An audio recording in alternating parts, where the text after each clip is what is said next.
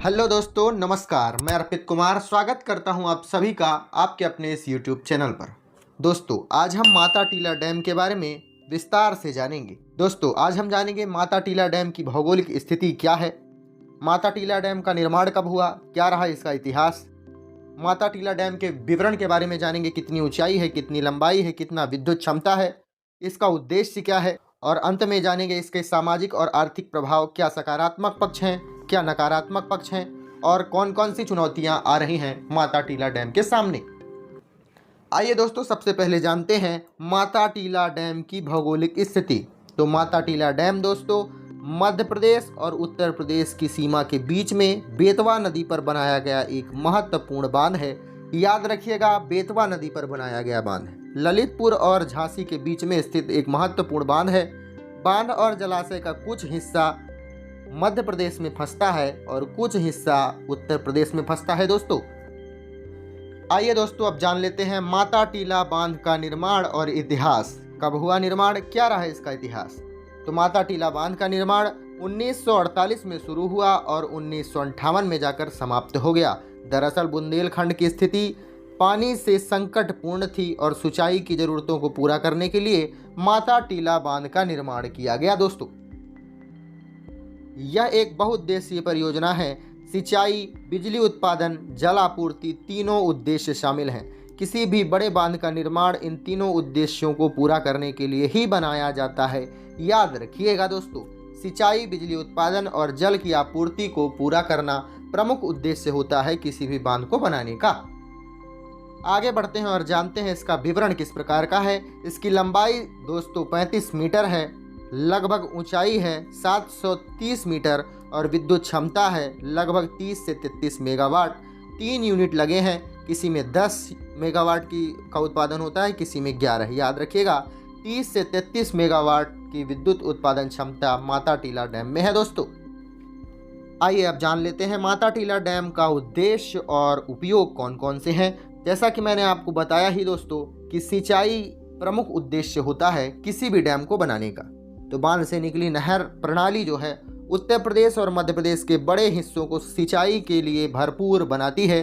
कुछ क्षेत्र लगभग 5 से 6 लाख हेक्टेयर भूमि इससे सिंचित होती है। माता टीला डैम से जल विद्युत उत्पादन मैंने आपको बताया ही 30 मेगावाट से ज़्यादा होती है। आसपास के ग्रामीण क्षेत्रों और शहरी क्षेत्रों की ज़रूरतों को पूरा करता है। बिजली बहुत मात्रा में पहुंचा देता है। 30 मेगावाट बहुत ज़्यादा बिजली होती है गांव और कस्बों के लिए। आइए देखते हैं अगला उद्देश्य क्या है। पेयजल की आपूर्ति करना, पानी पीने के लिए उपलब्ध कराना। झांसी के आसपास जो नगर हैं उस पर पानी को उपलब्ध कराना माता टीला डैम का एक प्रमुख उद्देश्य है। बाढ़ का नियंत्रण करना, मानसून के समय बेतवा नदी पर आने वाले तेज बहाव को नियंत्रण करने में यह मदद करता है माता टीला डैम। याद रखिएगा दोस्तों। आइए दोस्तों अब देखते हैं माता टीला बांध के सामाजिक और आर्थिक प्रभाव क्या हैं। यदि हम सकारात्मक पक्ष देखें तो बुंदेलखंड जैसे सूखा प्रभावित क्षेत्र में कृषि उत्पादन को स्थिर किया गया है माता टीला बांध बनाकर। अर्थात एक समय पर बुंदेलखंड जैसे क्षेत्र में सूखा पड़ा रहता था और इस बांध का निर्माण के बाद कृषि उत्पादन स्थिर हो गई है, अर्थात कृषि अच्छे से होती है। रोजगार और जल आपूर्ति का एक बड़ा स्रोत है। बिजली और सिंचाई दोनों में यही योगदान दे रहा है। नकारात्मक पक्ष क्या है देखते हैं। बांध बनने से कई गांव जलाशय में डूब गए। जलाशय तो बनता ही है यदि कोई बांध बनता है, और स्थानीय लोगों का पुनर्वास करना पड़ा। गांव डूबे तो वह वहां से तो दूर जाएंगे ही। बेतवा की प्राकृतिक धारा बाधित हुई। मछली पालन पारिस्थितिकी पर असर पड़ा।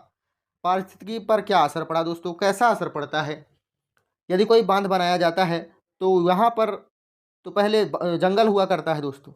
तो जंगल हुआ करता है या गांव हुआ करते हैं, वहाँ जो जीव जंतु निवास कर रहे हैं उनका पलायन होता है। तो पारिस्थितिकी पर प्रभाव तो पड़ा ही।